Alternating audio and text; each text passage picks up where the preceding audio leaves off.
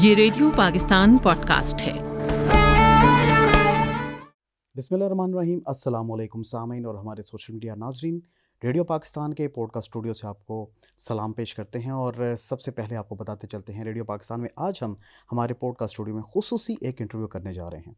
हमेशा से हम अहम शख्सियात के इंटरव्यू करते आए हैं और आज भी एक अहम शख्सियत हमारे साथ मौजूद हैं। कश्मीर के हवाले से कश्मीरी एक्टिविस्ट हैं, स्कॉलर हैं, राइटर हैं, कश्मीर के मौजू पर बात भी करते हैं और हमें लिखते हुए भी नज़र आते हैं।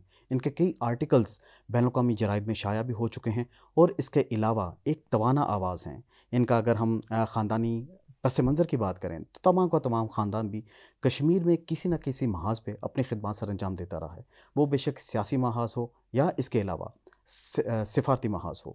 फिर अगर हम बात करें इनके फैमिली बैकग्राउंड की तो इसमें अभी भी जो मौजूदा प्रेसिडेंट हैं AJK के, वो इनके वालिद गिरामी हैं और बैरिस्टर सुल्तान महमूद। फिर इसके अलावा इनकी अगर हम तारीख़ उठाएँ, इनके दादा वो भी एक जानी मानी शख्सियत थे कश्मीर की और कश्मीर की आवाज़ों में एक तवाना आवाज़ की हैसियत रखते थे।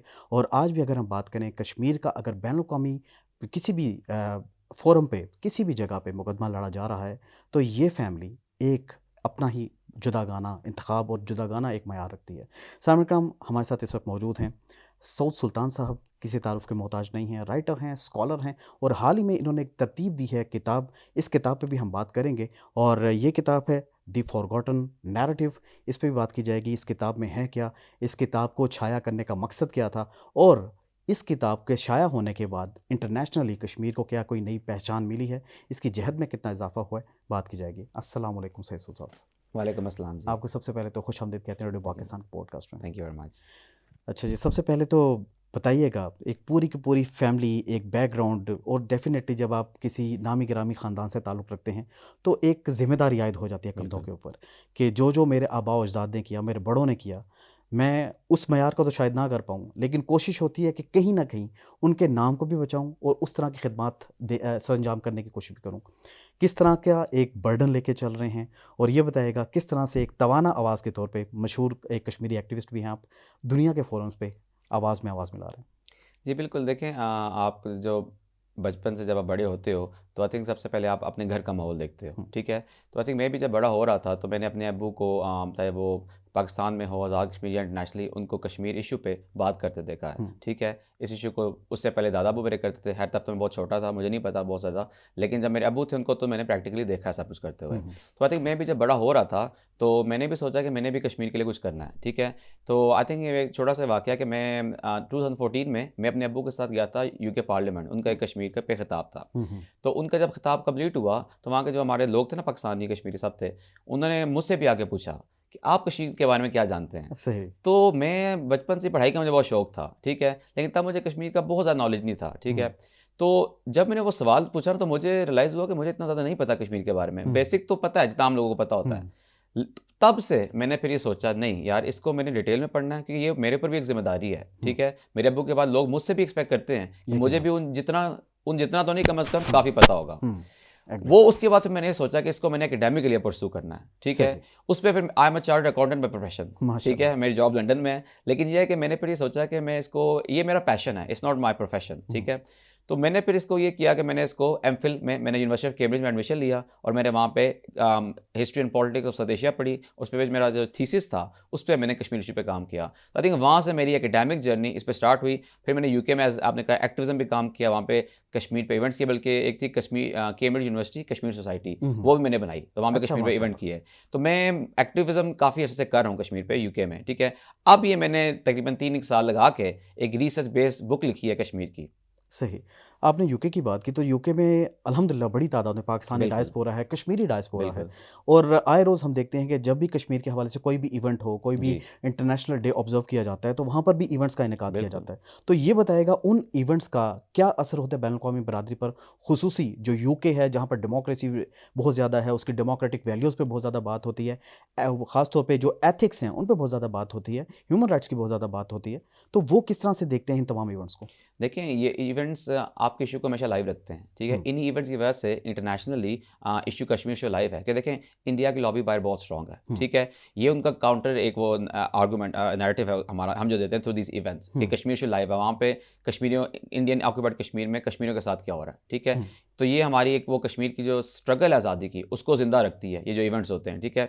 दूसरा ये देखें यूके में ना कश्मीरी एक तो बहुत ज़्यादा है, दूसरा बड़ी इंपॉर्टेंट पोजीशंस पे हैं। अभी आपने रिसेंटली देखा 2-3 हफ्ते पहले जो हमारी शबाना महमूद है वो कश्मीर ओरिजिन की है, मीरपुर से ही हैं, वो अब वहाँ पे होम सेक्रेटरी बनी है, ठीक है। तो वो एक बहुत बड़ी पोस्ट है, ठीक है। आप ये कह लें टॉप 2-3 पोस्ट में आती है पूरे यूके की।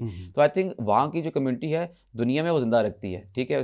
देखें एट दी एंड हमारे लोग वहाँ पे बहुत ज़्यादा है, तो आई थिंक वहाँ पे इसको ज़िंदा रखना बहुत इंपॉर्टेंट है। सही। अच्छा, एक तरफ हम भारत की एट्रोसिटीज़ की बात करते जी। हैं, जिस तरह से मज़ालिम वो आज भी ढा रहा है। जी, आर्टिकल जी। 370, 35 एक और रिवोक किया उसने।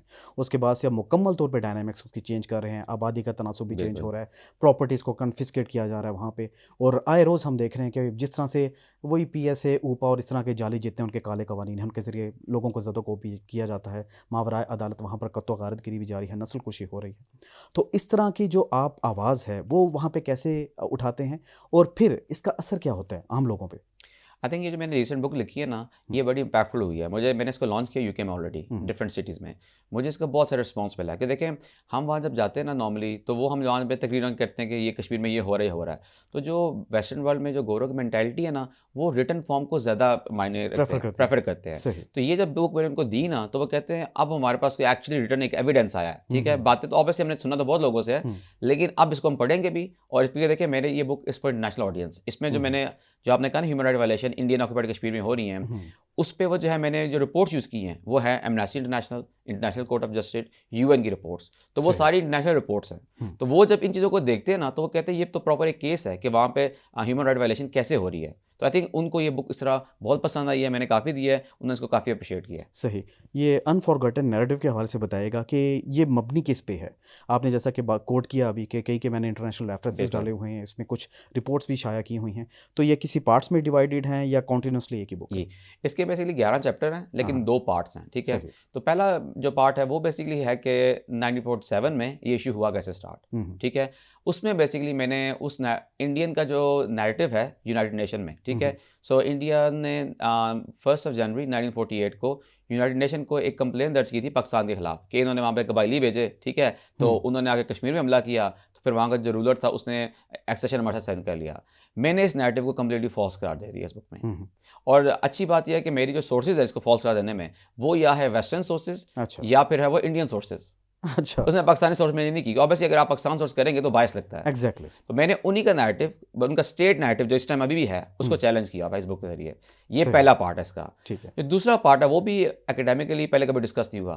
तो उस पर मैंने ये किया जो आज़ादी है आज़ाद कश्मीर में और जो आज़ादी है इंडियन इलीगली ऑक्यूपाइड कश्मीर में, इन दोनों को कंपेयर किया है। अच्छा। और ये मैंने कंपेयर किया जो मैंने आपको इंटरनेशनल रिपोर्ट्स बताई हैं, लेकिन उसके अलावा ये मैंने कश्मीरियों को इंटरव्यू किया है। हमारे जो कश्मीरी रेफ्यूजीज़ 1990 में आए थे आज़ाद कश्मीर में, उनको इंटरव्यू किया था कि आपने की लाइफ वहाँ कैसे थी और यहाँ कैसे है। तो आई थिंक ये सबसे एक एक्यूरेट कंपैरिजन है, क्योंकि ये वो लोग हैं जो दोनों तरफ कश्मीर रहे हुए हैं। अब जैसे मैं आज़ाद कश्मीर में रहा हूँ, मैं उस साइड कभी नहीं गया, ठीक है। तो शायद वो बायस्ड हो, जो लोग वहाँ से इधर नहीं आए उनको आज़ाद कश्मीर का नहीं पता, ठीक है। ये वो लोग हैं जिन्होंने 20-20 साल दोनों एरियाज़ में रहा हुआ है। सो आई थिंक सबसे ये अप्रोप्रिएट लोग हैं और इन्हीं की वॉइसेस हैं जो मैंने इस बुक में लाई हैं। सही। और ये बताएगा जैसा आपने भी कहा कि कंपैरिजन ड्रॉ किया हुआ है, तो क्या इसमें सिमिलैरिटीज़ हैं, क्या इसमें कम्प्लेक्सिटीज़ हैं? और ये बताएगा कि पाकिस्तानी गवर्नमेंट किस तरह से आपका साथ दे रही है और भारत की गवर्नमेंट ने किस तरह का ऑक्यूपेशन किया हुआ है? जी, उसमें देखें इसके जो 3 उसकी मैंने फ्रीडम को ना 3 सब कैटेगरीज में डिवाइड किया हुआ है। ओके। सो पहली है रिलीजियस फ्रीडम, दूसरी है पॉलिटिकल फ्रीडम और तीसरी है फ्रीडम ऑफ मूवमेंट। अब रिलीजियस फ्रीडम क्या है? देखिए रिलीजियस फ्रीडम तो ज़मीन आसमान का फ़र्क है, यहाँ पे आज़ाद कश्मीर में और इंडियन ऑक्यूपाइड कश्मीर में, ठीक है। वो ये है फॉर एग्जांपल, अब वहाँ की जो सबसे बड़ी मस्जिद है जामिया मस्जिद, 2019 के बाद आपको पता है 18 महीने वो बंद रही है। तो उसमें क्या कहते हैं लोगों मतलब वहाँ नमाज नहीं पढ़ने जा सके। फिर वहाँ पे जो अजान है वो लाउड स्पीकर पे नहीं करने देते वहाँ पे हिंदू, ठीक है। ये तो बहुत ज़मीन आसमान का फ़र्क है ना। हमें देखें मजहबी रहता में 100% यहाँ पे है, ठीक है, आज़ाद कश्मीर में जब चाहे नमाज़ पढ़ने जाएँ सारा कुछ। और दूसरा देखें पाकिस्तान है भी मुस्लिम मालिक, ठीक है, वो तो नहीं कह सकता अजान बंद करो, ठीक है। तो अभी जो हाउस और बीजेपी गवर्नमेंट आई है उसने वहाँ पे बहुत सख्ती कर दी है हमारी जो उन कश्मीरियों की रिलीजियस फ्रीडम है उसके लिए। दूसरी फ्रीडम आती है पॉलिटिकल फ्रीडम। देखिए वहाँ पे प्रोटेस्ट अलाउड ही नहीं है, ठीक है, यकीनन, बिल्कुल। और वहाँ पे बल्कि पढ़ा था कि कुछ 1-2 साल पहले जब पैलेस्टीन का इशू हुआ तो इन लोगों ने कहा कि हम पैलेस्टीन पे प्रोटेस्ट करते हैं कश्मीर में, उन्होंने उनको भी जेल में डाल दिया। तो वहाँ पे ये नहीं कि सिर्फ कश्मीर पर प्रोटेस्ट बैन है, कोई भी प्रोटेस्ट बैन है। और हमारे आज़ाद कश्मीर में प्रोटेस्ट कोई बैन नहीं है। मतलब आप पैलेस्टीन पे तो हमारी गवर्नमेंट खुद साथ देती है, हम कहते हैं हक गोई ही उधर बैन है। एग्जैक्टली, वहाँ पे आप बोल नहीं सकते, आप सच नहीं बोल सकते। नहीं, सच नहीं बोल सकते, आप बोल ही नहीं सकते, सच दूर की बात है। सही। क्योंकि उस पर मैंने जो कश्मीरियों को इंटरव्यू किया है, उनके टेलीफोन टैप हो रहे होते हैं, उनकी कन्वर्सेशन टैप हो रही होती हैं। तो आई थिंक जो तीसरी फ्रीडम है ना, जो सबसे विजिबल है, वो पता क्या है, और जो बहुत बड़ी चीज़ है, मैंने इसको यूके में भी काफ़ी प्रमोट किया, वो ये किया कि इंडियन जो आर्मी है वो वहाँ कश्मीर वैली की सिटीज़ के अंदर है। सही। ठीक है, देखिए आर्मी का रोल होता है बॉर्डर पे, अब जो आज़ाद कश्मीर में आर्मी है वो एलओसी के ऊपर है, सिटीज़ के अंदर नहीं है। ठीक है। और दूसरा, इंडियन कश्मीर ऑक्यूपाइड कश्मीर में हर 300 या 400 मीटर बाद एक चेक पॉइंट लगा हुआ आर्मी का। ठीक है। आज़ाद कश्मीर में जहाँ मर्जी चले जाएं, कोई आपको चेक पोस्ट नहीं मिलेगी, एक आध मिलेगी आपको मीरपुर में, लेकिन वो तो एक पुलिस चेक पोस्ट होती है, जहाँ पे इस्लामाबाद में भी है, वो तो और पर्पस है। तो वहाँ पे वैसे जिन मैंने कश्मीर को इंटरव्यू किया, वो कहते हैं हमें तो अपना ID कार्ड यहाँ हाथ में रखना पड़ता है जहाँ हम जाएँ, क्योंकि हम 300 मीटर बाद तो चेक पोस्ट है, और वो चेक पोस्ट भी ऐसी है, उनकी मर्जी होती है। जो आपने लॉज अभी कहा है ना, पब्लिक सेफ्टी एक्ट, उस तरह है armed forces special powers act, वो लॉज ऐसे हैं, वो आपको बगैर किसी एविडेंस के आप कहेंगे आपको जेल बंद करें बस। सही। तो इस तरह की जो चीज़ें हैं, तो ये तो बहुत विजिबल है। बल्कि मैं यूके में भी कहता हूँ कि अगर आपने दोनों कश्मीर में एक फ़र्क देखना है ना, आप बहुत सिंपल सा आपको मैं एक लेमैन की लैंग्वेज में एक बात बताता हूँ। आप इस तरह करें, यूके से कॉल करें एक आज़ाद कश्मीर में किसी सिटी में, और कहें कि आप वीडियो कॉल पे आ जाएं। ठीक है। दूसरी आप ये करें कि आप इंडियन कश्मीर में कहें, जिस मतलब कश्मीर श्रीनगर में आप कहें कि एक बस वीडियो कॉल करनी है, नॉर्मल सलाम दुआ करनी है, मैं आपको चैलेंज है कहता हूँ वो नहीं उठाएंगे। अच्छा। क्योंकि वहाँ पे आर्मी उनके साथ खड़ी है। सही। तो वो बेसिकली ये आपको कह रहा हूँ, डिफरेंस ह्यूज है, बहुत बड़ा डिफरेंस है दोनों में। ठीक है। हमारे आज़ाद कश्मीर में जो इश्यूज हैं वो है इकोनॉमिक इश्यूज। एग्जैक्टली। वो तो एक हर डेवलपिंग वर्ल्ड में होते हैं, और पाकिस्तान में डेवलप्ड वर्ल्ड में भी होते हैं, एग्जैक्ट डेवलप्ड में भी होते हैं। एग्जैक्टली। तो वो तो आप देखें पूरा पाकिस्तान में कितने बैकवर्ड एरियाज है इकोनॉमिकली। ठीक है। वो तो पूरे पाकिस्तान का इशू है। एग्जैक्टली। तो आई थिंक पाकिस्तान में आज़ाद कश्मीर में इकोनॉमिक इशूज हैं, जिसे आप कह सकते हैं, बट बेसिक आज़ादी हमारे पास पूरी है, अल्हम्दुलिल्लाह। और दूसरी बात, एक जो मेन बात है, अब आप पॉलिटिकल फ्रीडम की बात करते हैं, जब अब आपको पता होगा कि यासीन मलिक साहब हैं जो वहाँ के JKLF के लीडर हैं, उनके साथ उन्होंने क्या हाल किया हुआ है, बहुत बुरा। उनको पहले हाउस अरेस्ट, फिर जेल में, अब उन्होंने उनको मतलब सेंटेंस टू डेथ कर दिया। ठीक है। उनको डेथ सेल में रखा हुआ है, ये सलूक कर रहा है। अब उसके बरक्स आप जरा देखें कि पाकिस्तान में क्या हुआ, गवर्नमेंट ने क्या किया है। उस तरह हमारे JKLF के लीडर थे अमानुल्लाह, ठीक है, गिलगित से थे वो यहाँ प्रोटेस्ट करते रहे, वो तो कभी जेल नहीं गए। ठीक है। वो आई थिंक मैंने ब्लॉग में लिखा हुआ है इन दोनों का कंपैरिजन, वो आई थिंक 2 दिन गए, वो तो इससे बेसिक नहीं, आप एक प्रोटेस्ट करते एरिया रोड पे 2 दिन के जेल में डाला, फिर छोड़ दिया। क्योंकि देखिए इन दोनों के नैरेटिव है इंडिपेंडेंट कश्मीर, उससे आपको पता चलेगा कि इंडियन गवर्नमेंट कैसे सलूक कर रही है इंडिपेंडेंट नैरेटिव के साथ, और पाकिस्तान गवर्नमेंट क्या कर रही है। तो पाकिस्तान में प्रोटेस्ट अलाउड होता है, JKLF आज़ाद कश्मीर में भी प्रोटेस्ट करती है एज एन इंडिपेंडेंट नैरेटिव की, अमानुल्लाह भी साहब भी करते रहे हैं, लेकिन उनको तो नहीं उन्होंने जेल में डाला या सेंटेंस डेथ दिया, लेकिन वहाँ उन्होंने यासीन मलिक के साथ क्या हाल किया है। सो आई थिंक ये बेस्ट कंपैरिजन है, because they are pro independence, लेकिन दोनों गवर्नमेंट ने क्या सलूक किया। सही। एक जैसा बात करते हैं फ्रीडम ऑफ मूवमेंट पे, पाकिस्तानी हमेशा से सपोर्ट करते हैं जो भी कश्मीरीज जाते हैं दुनिया में कहीं भी ट्रैवल करते हैं। जी। लेकिन अब वहाँ पर जैसे आपने फ्रीडम मूवमेंट की बात की है, जितने भी कश्मीरी तलबा हैं ऑक्यूपाइड कश्मीर में, उन्हें बाहर पढ़ने नहीं दिया जा रहा, नहीं, उन्हें वीज़ाज उनके कैंसल्स किए जा रहे हैं, उन्हें इजाज़त ही नहीं जा रही कि यहाँ से आप एग्जिट करें। इसकी वजूहत क्या है?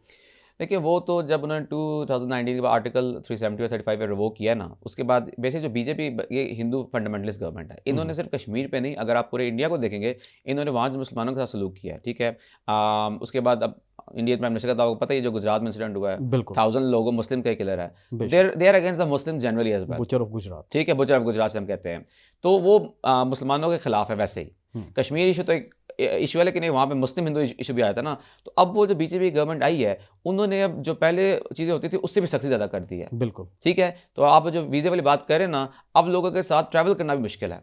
अब जो कश्मीरी बाहर UK वगैरह में रह रहे थे, वो इंडियन ऑक्यूपाइड कश्मीर पहले जाते थे, फिर चलो थोड़े बहुत मुश्किलात होते थे, अब वो भी नहीं जा सकते।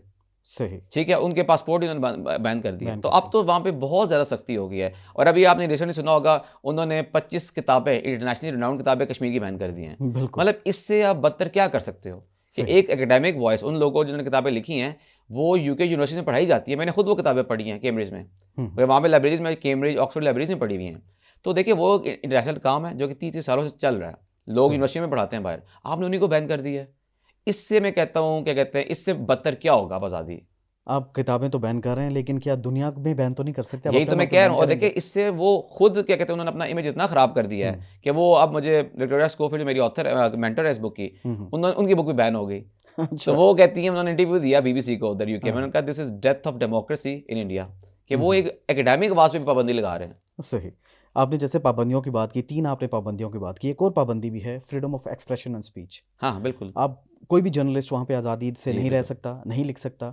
और अभी हमने देखा वहाँ पर कई जर्नलिस्ट थे जिन्हें सेंटेंस टू डेथ किया गया। और हालाँकि एक तरफ वो कहते हैं कि डेथ पेनल्टी होनी ही नहीं चाहिए, लेकिन जो खुद कर रहे हैं मुसलमानों के साथ या कश्मीरियों के साथ, कितनी मज़म्मत करेंगे इसकी आप? देखिए जो आपका है ना फ्रीडम एक्सप्रेशन, वो मेरे पॉलिटिकल फ्रीडम इंक्लूड है, ठीक है। उसमें जर्नलिज्म मैंने एक काफ़ी पेजेस लिखे हैं उस पर भी, ठीक है।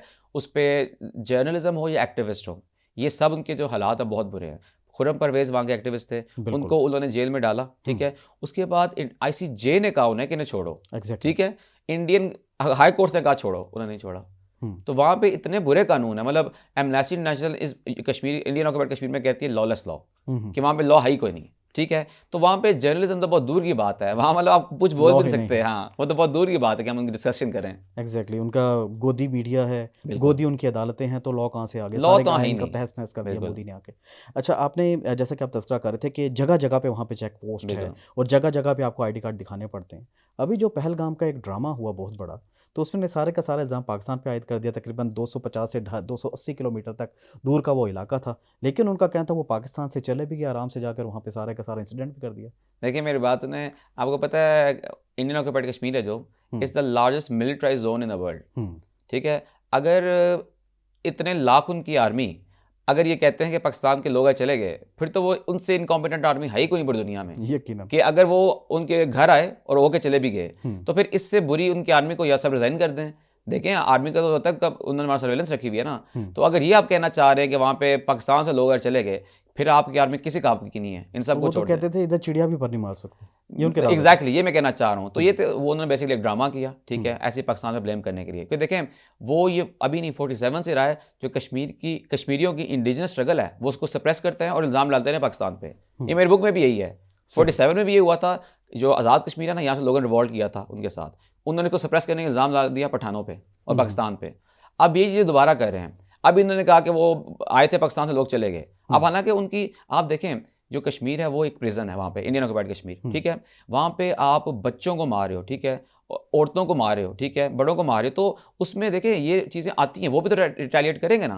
आपने वहाँ पे जो एक वो अपनी दहशत गर्दी मचाई हुई है, वो उन्हें टेररिस्ट कहते हैं, लोग इन्हें टेररिस्ट कहते हैं, ठीक है। तो वो देखें आप पाकिस्तान को ऐसे यूज़ कर रहे हो, ब्लेम कर रहे हो ताकि इल्ज़ाम उन पे पड़े, ठीक है। ये तो आई थिंक पूरी दुनिया ने मान लिया। थिंक इस पर मैं क्या कमेंट करूँ। एक तो हमने जो कन्विंसिंगली बैटल से जीती है 6-0 से, और दूसरा ये तो उनका कोई क्लेम मान ही नहीं सकता कि जी पाकिस्तान से लोग आए थे, most militarise zone in the world, और वो आके चले भी गए आराम से। बिल्कुल। ये अगर ये है तो फिर मैं तो कहता हूँ उनकी आर्मी किसी काम की नहीं है, अगर ये सच है, ठीक है। और ज़्यादातर ये है कि झूठ है ये, ठीक है, क्योंकि उन्होंने अभी तक इंटरनेशनली कोई एविडेंस नहीं दिया। देखिए आप किसी पे इल्ज़ाम लगाते हो तो एविडेंस दो ना। एग्जैक्टली। उन्होंने अभी नेशनल कोई एविडेंस नहीं दिया, और इसको सारी इंटरनेशनल न्यूज़ भी कह चुकी हैं कि इनके पास एविडेंस नहीं है। तो वो एविडेंस दे के पाकिस्तान आए थे तो फिर हम देखेंगे, लेकिन अभी उनके पास कोई एविडेंस नहीं है। तो उन्होंने खुद ही एक ड्रामा रचाया, ठीक है, कि पाकिस्तान को हम अटैक करें, वो करें, लेकिन उनको खुद ही मतलब कहते हैं मुँह की खानी पड़ी है बाद में। सही। और जैसा कि आपने कहा भी कि आपने ये अपनी बुक्स जो हैं इसके कई नमूने पेश भी किए यूके के जो पार्लियामेंटेरियन हैं, यहाँ पर जो सेन वॉइसेस हैं उनको, उनका क्या रिएक्शन है इस पे? देखिए मैंने यूरोपियन पार्लियामेंटेरियन को भी दी है। अभी मैं 2 दिन पहले ब्रसल से आया हूँ, वहाँ पे यूरोपियन पार्लियामेंट में लॉन्च की है इसकी बुक, उनको भी दी है। फिर इससे पहले मैंने यूके में भी लॉन्च की है वहाँ पे, बल्कि मेरा एक इवेंट पाकिस्तान हाई कमीशन ने भी लॉन्च करवाया उधर लंदन में। उसके बाद मैंने जो ब्रिटिश पार्लियामेंटेरियंस हैं उनको दी है। वो इससे बहुत इंप्रेस इसलिए थे क्योंकि ये एक एकेडमिक बुक है, रिसर्च बेस्ड बुक है, ठीक है। और ऐसी बुक जो कि पाकिस्तान का नैरेटिव, कश्मीरों का नैरेटिव इंटरनेशनल सामने लाए, ऐसी बहुत कम या ना होने के बराबर बुक है एकेडमिकली, ठीक है। So it's a research based book. उस सब ने से बहुत सब इस टाइम पढ़े हैं इसको, जिसको मैंने दी है ना। और मैंने वहाँ पे एक हमारी है जूडिथ कमिन जो कि डेप्टी स्पीकर है यूके पार्लियामेंट की, मैंने उसको भी दी है बुक, तो वो भी पढ़ी है। क्योंकि देखिए इंग्लिश में बुक लिखने का फ़ायदा ये है, अगर आपने एक इंटरनेशनली लॉबिंग करनी है ना, उन तक पैगाम पहुंचाना है, तो this has to be in English, ठीक है, तभी वो समझेंगे, ठीक है। अब मैं और आप आपस में बात करें उर्दू में तो हम आपस में तो समझा देंगे, लेकिन हमें इससे मसला पूरी दुनिया को समझाना है, इंटरनेशनल कम्युनिटी को समझाना है कि मतलब इंडिया ने, क्योंकि देखिए इंटरनेशनल कम्युनिटी UN है, UK है, दिस से ह्यूमन राइट होने चाहिए प्रिवेल, जो कि आपको पता है एक वेस्टर्न वाले बड़ी इंपॉर्टेंट है। वहाँ पे तो एनिमल्स की बड़ी राइट्स है, ह्यूमन राइट दूर की बात है। तो आई थिंक उनके लिए ये कहना कि मतलब इंडिया वो जुल्म, ऐसा जुल्म कर रहा है मुसलमानों के ऊपर जो कि लोग एनिमल्स के ऊपर नहीं करते, उससे भी बदतर कर रहा है। तो आई थिंक वो ऑब्वियसली इसको पढ़ेंगे, उनकी जैसे एक मेंटालिटी होती है, वो पढ़ते हैं जो अंग्रेज है ना बुक्स को, तो आई एम प्रीटी होपफुल वो पढ़ेंगे और इस पर बहुत पॉजिटिव रिजल्ट मैं एक्सपेक्ट कर रहा हूँ। सही। और last but not the least, ये आपसे जानना चाहेंगे पाकिस्तान का किरदार। जी बेशक वो योम यकजहती कश्मीर के हवाले से हो, जिस तरह से इन्होंने 5 अगस्त को किया जी। उस एपिसोड के हवाले से हो, फिर पूरा साल जिस तरह से हम बार बार वहाँ पर अगर कोई खुदा न खास्ता इवेंट होता है या भारत करवाता है, उस पर भी पाकिस्तान अपनी आवाज़ बुलंद करता है, रेडियो पाकिस्तान आवाज़ बुलंद करता है, पाकिस्तान के तमाम चैनल्स, मेन स्ट्रीम मीडिया हो, निजी मीडिया हो, सरकारी हो, हर जगह पे आवाज़ बुलंद होती है। पॉलिटिशियंस हों, हमारे इसके अलावा दीगर इदारे हैं, दिफाई इदारे हैं, उनका किरदार किस तरह से देखते हैं आप और किस तरह से पूरी दुनिया में देखा जाता है? देखिए किरदार बहुत पॉजिटिव है, टू बी ऑनेस्ट।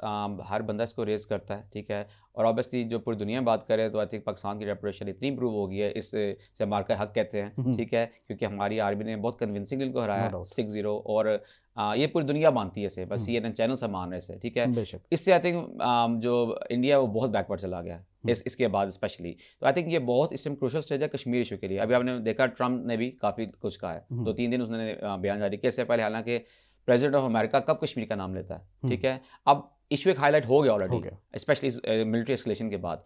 तो आई थिंक अभी बड़ा इंपॉर्टेंट है कि हमारे पॉलिटिशियन भी इसको करते रहे प्रमोट। आप हमारे चैनल्स हैं, आप हैं जर्नलिस्ट हैं, आप एक बहुत बड़ी आवाज़ हैं। UK में काफ़ी चैनल्स हैं पाकिस्तानी, वो करते रहे। और आई थिंक अब हमने इसकी लॉबी बहुत स्ट्रॉन्ग करनी है। और दूसरी बात यह है कि मेरी बुक बहुत टाइमली रिलीज़ हुई है, आई थिंक कि जब इशू हाईलाइट हो रहा है तो मैंने एक रिटन एविडेंस भी दे दिया है। और आई थिंक अब ये हम सब का फ़र्ज़ बनता है as a Pakistani, as a Kashmiri, कि हम बुक को भी पढ़ें और वैसे भी कश्मीर इशू को सपोर्ट करें विद एविडेंसेस, ताकि हमने इंडिया को हराना है पूरी दुनिया में। बिकॉज देखें, सच यही है कि इंडिया जो इतना जुल्म कर रहा है कश्मीरियों पे, वो एक सच, ये जंग मैं इसको इंडिया पाकिस्तान की जंग नहीं देता, ये एक सच की जंग है हमारे लिए, ठीक है। और ये इंसानियत की जंग है, ठीक है। आप देखिए जो कश्मीर के साथ वो कर रहे हैं, उसमें वो छोड़े, वो कश्मीर कहाँ से हैं। मैं बल्कि UK में भी कहता हूँ सब वेस्टर्न कम्युनिटीज़ को, इट्स अ ह्यूमैनिटेरियन इशू वहाँ पे लोगों के साथ जो हो रहा है। आप इसको इंडिया पाकिस्तान की इशू ना देखें, ठीक है। तो वहाँ हम कश्मीरियों के साथ क्या हो रहा है आप ये देखें, ठीक है। इसलिए आई थिंक ये सच की जंग है, हक की जंग है। और एज अ मुस्लिम हमारी ये बिलीफ है कि सच की जंग हमेशा सच जीतना चाहिए, तो हमें इंशाल्लाह इसको प्रमोट करना चाहिए। सो सुल्तान साहब, बल्कि एक सवाल और भी मेरे ज़हन में आया, ये आपकी बुक अवेलेबल होगी मार्केट में इजीली, और इसकी क्या ऑनलाइन भी कोई PDF फॉर्म में अवेलेबिलिटी हो सकती है? सो बेसिकली अभी तो मैंने इसको UK में लॉन्च किया, तो वहाँ पे तो Amazon पे भी अवेलेबल है। अच्छा। UK, अमेरिका, कनाडा, जहाँ भी है बाहर। अब इंशाल्लाह नेक्स्ट वीक अब इसकी मैं पाकिस्तान में भी अवेलेबल करवा रहा हूँ। तो इसको डिफरेंट स्टोर्स में होगी, मिस्टर बुक्स F6 में वहाँ पे अवेलेबल होगी, ठीक है। लाहौर, कराची में इसको अवेलेबल कराऊंगा। वो मैंने अभी थोड़े से चैनल अभी देखने हैं, लेकिन इंशाल्लाह एक हफ्ते तक ये अवेलेबल हो जाएगी। और बाकी अगर आपने इसकी ऑनलाइन कॉपी देखनी है Amazon से, आप वो किंडल वर्जन भी डाउनलोड कर सकते हैं। सही। और आपका मैसेज हमारी ऑडियंस के लिए, हमारे व्यूवर्स के लिए? बिल्कुल, देखिए मैं कहना चाहता हूँ जो कश्मीरी हैं वो एटलीस्ट 1990 से वो स्ट्रगल कर रहे हैं, और इंडिया ने, या वो कहते हैं कि उनको अपने शिकंजे में जकड़ा हुआ है, और उसको पे जो ह्यूमन राइट वायलेशन वो कर रहे हैं। आई थिंक हम सबको ये एक इंसानी भी आवाज़ है। एज अ मुस्लिम भी मैं आपसे रिक्वेस्ट करता हूँ, एज अ कश्मीरी आपसे रिक्वेस्ट करता हूँ, प्लीज़ आपकी जितनी कैपेसिटी है आप इस इशू को प्रमोट करें। ये ना सोचें कि आपको या आपका कोई इन्फ्लुएंस नहीं है, क्योंकि देखें every single drops make a sea. हम सब जब ये एफर्ट करेंगे, चाहे आप जिस मर्जी प्रोफेशन में हैं, जिस मर्जी बैकग्राउंड में हैं, ये इंसानियत का इशू है, ये मुसलमानों का इशू है, ये कश्मीरियों का इशू है, ये पाकिस्तान का इशू है, ठीक है। हम सबको मिल के काम करना है, हमें डिवाइडेड नहीं होना, हम सबको इकट्ठा होना चाहिए। आप जिस मर्जी पॉलिटिकल पार्टी से हैं, जिस मर्जी बैकग्राउंड से हैं, ये एक नेशनल कॉज है। प्लीज़ इस पे हम, इस बुक को तो हम पढ़ें, इस बुक को भी पढ़ें, लेकिन ये है कि कश्मीर के लिए आवाज़ बुलंद करें, क्योंकि मैं चाहता हूँ हम सब जब ये एक एफर्ट करेंगे तो कश्मीर का जो कॉज है वो एक बहुत अच्छे लेवल पे जाएगा, और इंडिया को हम बेनकाब कर सकेंगे कि वो उसके उन्होंने जो मुसलमानों और कश्मीरियों के खिलाफ वहाँ एक क्या कहते हैं जंग की, क्या वहाँ पे एक वो टायरनी चलाई हुई है उन मुसलमानों पे, उनको हम पूरी दुनिया के सामने लेके आएँ। तो please cooperate with us. Thank you very much. So Sultan साहब, आपका बहुत बहुत शुक्रिया, आप हमारे साथ मौजूद थे, और आपको बेस्ट ऑफ लक भी कहते हैं कि आने वाले दिनों में आपकी मज़ीद ऐसी बुक्स हों और ऐसे मज़ीद नमूने हमारे सामने आते रहें, ताकि हम भी महसूस हों, अपने इल्म में भी हम इजाफा करें। आपके वक्त का शुक्रिया। सामने हम बात कर रहे थे सऊद सुल्तान साहब से, और जैसा कि हम बता रहे थे कि दी फॉरगॉटन नैरेटिव, इस पर इन्होंने सारी बात की, और जिस तरह से इन्होंने अपनी किताब के हवाले से बताया कि 2 चैप्टर्स हैं जिसमें डिवाइड किया हुआ, एक हिस्टोरिकल है, एक कंटेम्प्रेरी है। तो डेफिनेटली आप ये जब अवेलेबल होगी पाकिस्तान में, आप लाजमी से पढ़िए, आप देखिए किस तरह से कश्मीर का मुकदमा उन्होंने रेज़ किया इंटरनेशनल लेवल पे भी, और अब दुनिया भी अप्रिशिएट कर रही है इनकी इस एफ़र्ट को। और इंशाल्लाह मुस्तक़बिल में हम इनके मज़ीद इस तरह के किताबचे और इस तरह के हम सैम्पल्स देखते रहेंगे। और सामने का हम यकीनन कश्मीर की आवाज़ में लाना हमारा इखलाकी, सियासी, सिफारती हक भी है, और इंशाल्लाह ये आवाज़ हम ऐसे ही बुलंद करते रहेंगे जब तक भारत हक़ खुद इरादियत नहीं दे देता हमारे आम निहत्ते मासूम कश्मीरियों को। और ये मज़ालिम की तारीख़ जो है ये ख़त्म नहीं हो जाती। लेकिन इंशाल्लाह हम दुआ गो भी हैं और पुरउम्मीद भी हैं कि जो स्ट्रगल है, जिस तरह से पाकिस्तान साथ देता है, जिस तरह से पाकिस्तान के तमाम इदारे, पाकिस्तान के तमाम इंस्टीट्यूट साथ दे रहे हैं कश्मीर का, इंशाल्लाह एक दिन आएगा कि कश्मीरी आवाम भी ये आज़ादी का सूरज देखेगी। सामने कम ये था हमारा आज का खुसूसी इंटरव्यू रेडियो पाकिस्तान इस्लामाबाद के पॉडकास्ट स्टूडियो से। अगले इंटरव्यू तक इजाज़त दीजिएगा। अपना बहुत ख्याल रखिएगा। अल्लाह हाफ़िज़, फ़ी अमानिल्लाह।